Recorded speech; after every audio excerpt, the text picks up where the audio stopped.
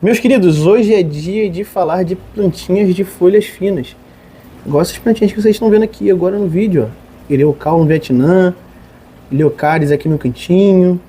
Tem mais algumas outras aí que a gente vai citar aqui no vídeo. Que na verdade eu nem sei quantas que a gente vai falar hoje. Então é um top alguma coisa. Top 10, top 15, top 20 da vida aí que a gente faz.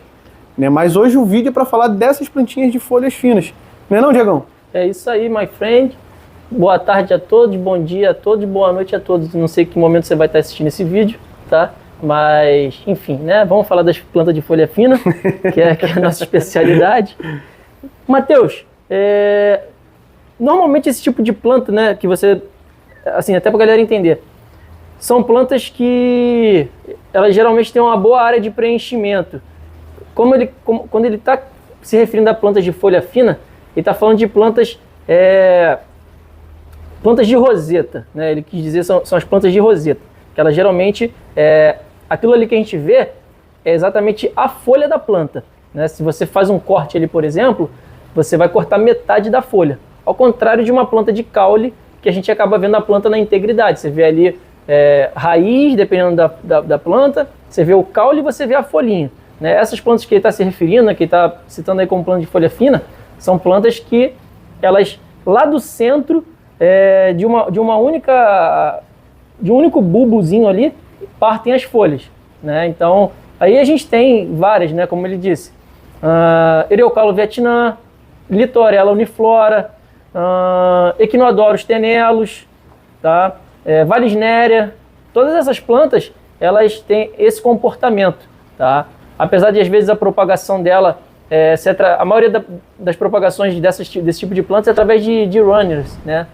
Ou elas vão soltando brotos laterais, onde dali parte uma nova rosetazinha, né? Basicamente é isso. Eu acho que... Vamos devagar. Você tá muito afoito hoje. Tá, muito. Então, você tomou quantos pré-treinos hoje pra vir pra lá? Não, mas você foi 6 horas da manhã, já acabou. Já foi? Pô, já são... Aí, estamos gravando 4 horas da tarde. Ah, tá. Já acabou. Vamos lá.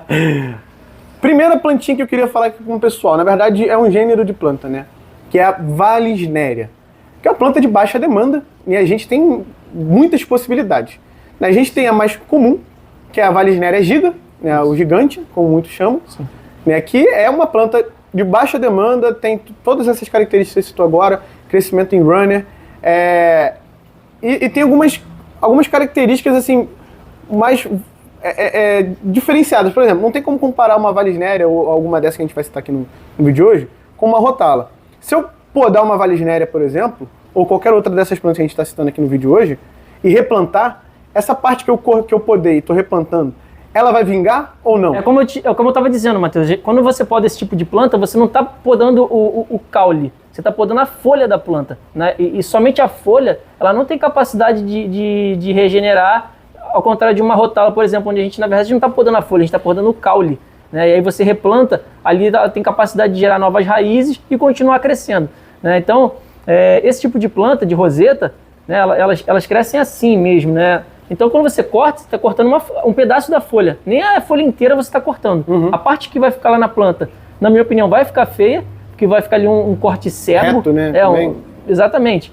E a parte que saiu, não tem condição de você replantar e gerar uma nova brotação, tá? Então, são plantas que você acaba propagando através de runner, ou se for planta de mais adensada, por exemplo, Blixia, a Ereucalo, ela começa a fazer uma moita muito volumosa, sendo que daquela moita ali tem vários runnerzinhos, né, várias brotações laterais que você arranca e aí você vai ter uma planta inteira, né, na integridade. E aí você consegue replantar. É geralmente assim que é feita a propagação dessas plantas. Perfeito, né? Eu comentei agora da Valisneria gigante e também tem a Valisneria spiralis, né? Valisneria spiralis, Valisneria nana, né, que é bem fininha. Essas são as três mais comuns, né? Mais vendidas. A Valisneria spiralis, ela cresce, né, em forma espiralado, por isso esse nome. E a Valisneria nana, ela é bem fininha. Tem a folha mais delicada, né? Bem mais fininha, ela não fica tão grande, é uma planta que, por ser de porte menor, ela não chega, por exemplo, igual a Valisneria giga que você falou, que às vezes cresce, já vi crescer 1,5 m por semana, dependendo da fertilização, dependendo do aporte de nutrientes, da condição do aquário. É uma planta que vai embora, cresce absurdo, né? E realmente ela vai fazendo volta no aquário e vai tampando a iluminação toda. Então tem que tomar cuidado. E sobre a questão também do carbono líquido em relação a essas plantas, de fato elas são mais sensíveis ao carbono líquido ou não? Qual a sua opinião sobre isso? Cara, eu já ouvi, né, falarem, o pessoal sempre me pergunta sobre isso. Se você estiver usando a dosagem segura recomendada pelo fabricante, não costuma ter problema não, tá? Eu costumo usar carbono líquido aí nos aquários, até com esse tipo de planta, e não costumo ter problema não, tá? Mas sempre é bom tomar cuidado se já há relatos de pessoas que tiveram experiência com esse tipo de planta e de fato teve alguma relação com o uso do carbono líquido, então usa meia dose, né, se não tiver com confiança para usar. Tem que tomar muito cuidado, que às vezes as pessoas que talvez possam ter tido esse tipo de problema usaram o glutaraldeído de fato, né, o produto de uso hospitalar, ao invés de ter usado um produto para aquário, né, tem diferença. Então todas essas informações têm que ser levadas em consideração, entendeu, Matheus? Certo. Bem, vamos lá, a gente já falou da Vallisneria, né? E você estava falando da Blixia japônica. Japônica? Blixia japônica. Né? A Blixia japônica, eu não me lembro muito bem como é que ela é. Ela vai estar passando aqui na tela do pessoal, mas é aquela planta que o pessoal às vezes usa até em lago? É essa ou não? Não, Blixia japônica não, cara. O pessoal usa em lago, normalmente as ninféias, né? Não sei. Ah, não, então deixa eu falando merda. Não sei que confusão você possa estar fazendo. Tá, continua. Fala um pouquinho da Blixia japônica. Então, a Blixia japônica ela é uma planta de preenchimento, né? Ela faz moitas bem volumosas, é uma planta que eu particularmente gosto bastante. É uma planta que não costuma suportar muita iluminação, ela não costuma ir muito bem em iluminação muito forte, tá? Ela começa a ficar com as folhas avermelhadas, ela começa a sofrer fotoinibição, vai minguando até morrer, né? Então, cuidado, não é uma planta para um aquário com muita iluminação, ou se o aquário for um aquário de altíssima demanda, você tem que saber onde posicionar essa planta para você não perder, tá? Certo. Mas ela forma moitas muito bonitas e a propagação é dessa forma que eu falei, você vai removendo pequenos tufos, né? E ali daqueles tufos ali você vai ter plantas integrais ali para você replantar. Eu não gosto de nenhum tipo de planta desse, Matheus, eu gosto de fazer uma poda tradicional, que é cortando a folha. É claro, tem as exceções, né? Como eu disse, por exemplo, uma Vallisneria giga, né? A planta ela vai ficar dando volta ali pelo aquário, em algum momento você vai ter que cortar aquela folha. Então eu tento cortar mais baixa, para que aquela parte ali que foi cortada não apareça, né? E que as novas folhas, ou que as plantas que estão num plano, né, mais à frente, consigam esconder essa poda que não fica tão bonita. A própria Blixia também não recupera a folha, enfim, todas elas, né? Todas essas plantas que a gente citou, elas não recuperam a folha onde ela é cortada. Então eu geralmente costumo tirar, só diminuir o volume da moita, né? Sim. Então eu vou removendo plantas que vão surgindo brotações laterais para poder meio que fazer uma espécie de poda, mas não é uma poda clássica com tesoura, eu geralmente não faço isso. Perfeito, né? E aqui no aquário, que eu estava até filmando inicialmente, tem a Eriocaulum Vietnam.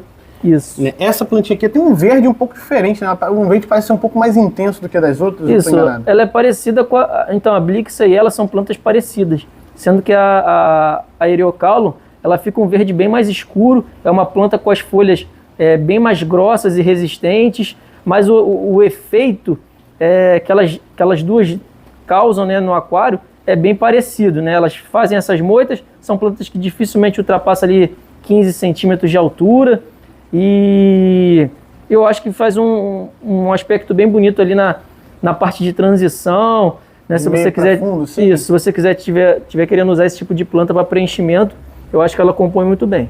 Aproveitando que eu já estou aqui, tem aqui ao lado da Blixia, da Eriocaulum Vietnam, tem uma Heliocaris, né? Heliocaris também são plantas de folhas finas. Como é que plantas de roseta? São sim, Matheus. Elas também se propagam por rânia. Se você quiser filmar aqui na lateral, ó, dá para ver exatamente o que eu estou falando. Aqui, ó. Ela vai soltando essas brotaçõezinhas laterais e daqui, desses nozinhos, vão surgindo uma nova planta. Cada partezinha dessa aqui, se a gente cortar e replantar, a gente consegue gerar uma nova planta. Agora, se a gente corta a folha aqui, né, assim, já era. Você vai cortar a folha, né? Tem que pegar uma parte integral da planta. Sim. Tá? Mas sim, as Eleocaris também fazem parte desse grupo aí que a gente escolheu falar. Normalmente são usadas mais para carpete, mas existem Eleocaris também que ficam bem altas, né? E o pessoal às vezes usa para par de fundo, mas Eleocaris mínima, Eleocaris Japan, elas normalmente são mais baixinhas, são menorzinhas e a gente usa aqui na frente como carpete. Elas são mais delicadas, vamos dizer assim, né? Ficam pequenininhas, já se mistura bem, dá um tom de nature, né, pro aquário bem legal, né, cara? A gente aqui tentou fazer uma transição, né? Você viu que a gente começou com uma folhagem mais fina da Eleocaris e passou para uma folhagem mais grossa, ali, mais robusta da Eriocalo. Sim. Então foi esse aí o efeito que a gente quis causar, fazer meio que uma transição. E eu acho que funcionou super bem. E com o tempo elas vão se misturando. Sim. E vai gerando um aspecto bem natural. Além da Eleocaris mínima e da Eleocaris Japan, a gente tem quais outras espécies aí de Eleocaris também pra gente colocar no aquário? Que já seriam um pouco maiores, né? Eleocaris mínima, Eleocaris Japan, Eleocaris vivípara. Cara, às vezes me foge, mas tem bastante variedade de Eleocaris, sim, né? Então, enfim, eu só estou conseguindo me lembrar dessas 3 agora. Eu tava com uma em mente aqui também, agora eu acabei esquecendo. Mas normalmente essas plantas elas são muito utilizadas. O Mr. Amano gostava muito, né, de usar Eleocaris. Na verdade, essas plantas de roseta, de um modo geral, praticamente. A gente tem plantas aí que era bem característica do Amano. Inclusive tem planta com essas mesmas características, que é a Echinodorus tenellus amano. Sim. Tá? A tenellus amano é uma planta que também tem essas mesmas características. Está um pouco no esquecimento, ultimamente a gente não tem visto sendo utilizada, é uma planta bem invasiva, né? Esses runners ela coloca por debaixo do substrato. Por cima também, né? Por cima, às vezes a planta está aqui nesse cantinho, ela joga o runner, está lá do outro lado. Lá do outro lado. Então são plantas que são mais para um aquário nature mesmo, que é onde a gente precisa realmente que aconteça essa mistura de plantas para que gere o aspecto de maior naturalidade. Se você quer fazer algo mais preservado, algo mais ali, tipo, deixando cada planta no seu lugar, não é uma planta que eu recomendaria, porque ela realmente é difícil invasiva, de controlar, né? Para onde ela vai. Certo. Então, mas as Echinodorus, né, esse tipo de Echinodorus, né, existem Echinodorus tenellus amano, tenellus blood, que basicamente a diferença na cor, fica vermelha, um pouco mais avermelhada, fica mais avermelhada, né? Além disso, a gente tem Sagitária subulata, que é muito famosa, uma planta também de fácil cuidado. Né, eu acho até que ela é uma planta que curiosamente, eu acho até que ela vai melhor num aquário de mais baixa demanda do que num aquário de alta demanda. Curioso. Porque às vezes a gente cansa de usar plantas que são consideradas de baixa demanda num aquário de alta demanda e vai muito bem. A subulata, às vezes, ela se desenvolve realmente melhor num aquário de baixa demanda. A alta demanda, ela realmente não se desenvolve com a mesma velocidade, né? Mas dá para manter, só que vai ter uma taxa de crescimento mais lento. É mais ou menos o que eu falei da Blix. Se você não souber posicionar ela num aquário de alta demanda, ela vai sofrer, né? Então, às vezes, não adianta a gente ter a melhor tecnologia ancorada, a melhor luminária, se não for adequado para aquele tipo de planta, vai acabar ou matando a planta, ou ela não vai se apresentar da melhor forma. Certo, certo. Tem também vamos dizer assim, uma novidade no mercado, poderia dizer assim, que é a Litorella uniflora. Ela chegou recentemente pela Plant Farm, né? Isso, a Litorella, ela é uma planta que chegou pela Plant Farm. A gente tem ela nesse aquário aqui também, Matheus. Não sei se você vai conseguir pegar, mas ela tá ali, ó. Atrás aqui, né? do tronco. Também é uma planta com essas mesmas características. Ela solta essas hastes ali partindo de um broto central, né? E na verdade essas hastes aí são a folha da planta. E nesse aquário ela tá bem controlada, ela tá lenta, né? Não tá crescendo absurdamente rápido, mas a gente colocou ela ali numa região mais sombreada. Geralmente essas plantas de folhagem mais escura, elas preferem locais mais sombreados, tá? Mas ela está se propagando bem, ela está se desenvolvendo legal, mas não está crescendo descontrolada, por exemplo, como uma Tenellus amano, não. Não é isso, né, Diegão? A gente falou bastante aqui foram mais de 10, com certeza. Agora não vou lembrar de cabeça quantas foram ao certo, mas vai estar passando aí na tela para vocês, vai estar no título do vídeo, na capa também.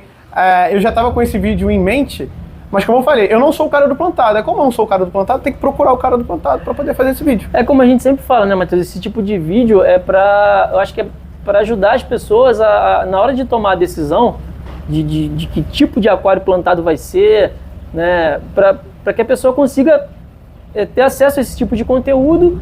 E é aquilo, como eu falei, se tem plantas aí no vídeo que às vezes nem precisa da iluminação mais forte, né, da maior tecnologia para manter elas bonitas e até manter elas da melhor forma, né? Então, às vezes você está querendo montar um aquário com uma iluminação mais baixa e tem plantas que vão muito bem, né? E às vezes vão se apresentar na melhor forma até mesmo nessa condição. Sim. Né? Então, é saber adequar o projeto, né, com aquilo que você quer ter. Tá? Então, às vezes você faz um investimento que é desnecessário, né? Por exemplo, se você vai ter um aquário só de plantas verdes, você não precisa ter uma iluminação ultra WRGB, né?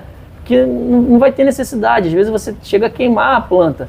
Então, eu vejo acontecer isso muito com a Rotala Green, né? Às vezes o cliente tem uma iluminação muito forte, coloca a Rotala Green. Quando ela vai chegando próximo da iluminação, ela já fica com um tom mais amarelado e às vezes fica com pintinhas vermelhas, né? Então, é adequar os equipamentos ao projeto que você quer.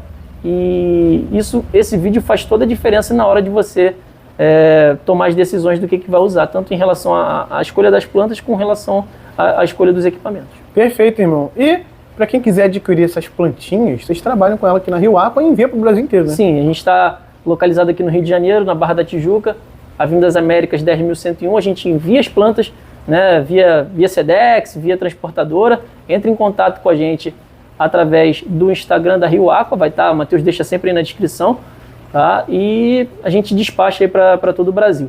A loja aqui, para quem quiser vir e adquirir as plantas de forma presencial, Avenida das Américas 10.101, funcionamento de terça a sexta, de 11 às 19 e sábados e domingos, de 10 às 16. Eu geralmente estou aqui 3 a 4 vezes por semana, entendeu, galera? Então, só chegar, trocar aquela ideia, quiser uma orientação, a gente está aqui sempre preparado para instruir da melhor forma. Diegão, tamo junto e até o próximo vídeo, meu querido. Abraço.